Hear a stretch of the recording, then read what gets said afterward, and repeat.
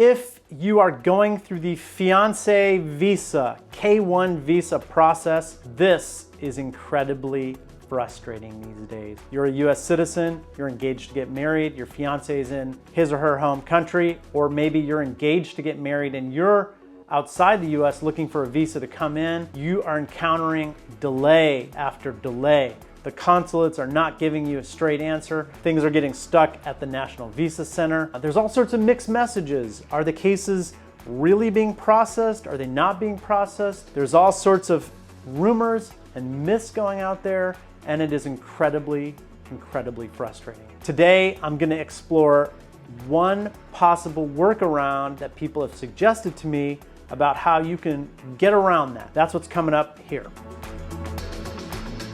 Hi, my name is Josh Goldstein, and I want to welcome you to this video. I'm an immigration lawyer in Los Angeles. I help people get unstuck and overcome obstacles that are standing in the way of them getting to their immigration goals. The question that I want to explore today, this is a common question that comes to me quite a bit. And I want to read you the question and I'll give you my answer. It says, "Hey Josh, our K-1 fiance visa has been stuck in administrative processing. I'm seriously thinking of changing our K-1 fiance visa application to a marriage-based case by going outside the US and getting married and then filing a new case based on marriage. Do you think this is a good way to proceed and to avoid the delays associated with the K-1 visa?" The K-1 visa process, the fiance visa process, requires that you show that you're engaged to get married, that you're going to get married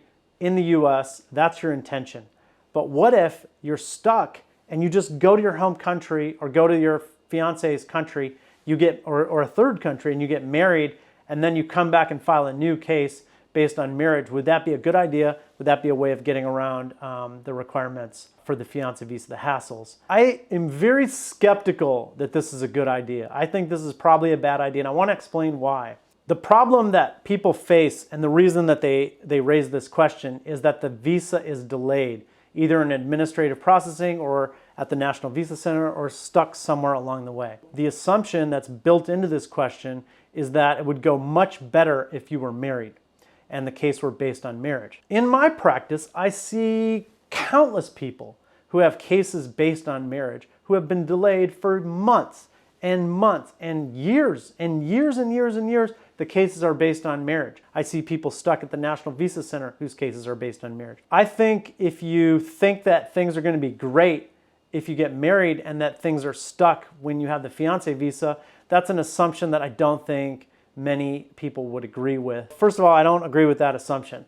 Secondly, if you are going to get married, that would invalidate your K-1 visa. That would invalidate the entire process that you've gone through. First of all, you have to travel to the foreign country and get married. Then you have to file a new visa petition. You have to wait for that visa petition to get processed. You could be looking at 1.5 years or more before you'd even get a visa at the consulate, an interview at the consulate. There could be a considerable delay associated with that, because essentially what you're doing is you're going back to square one and you're just starting over. I want to tell you a story about a client of mine who was thinking about doing this.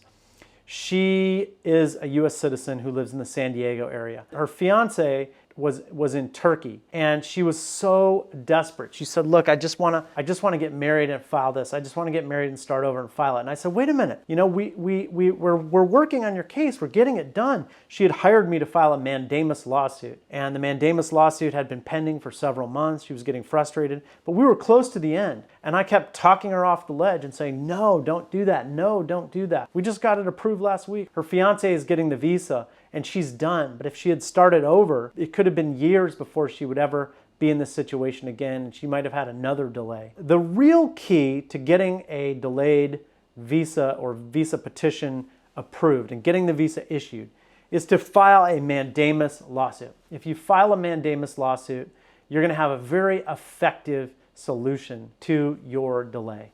That's the solution. Going back to your home country to get married, to file a new type of petition, is a bad idea. If you have questions, let me know, and I'll see you in the next video. Thanks.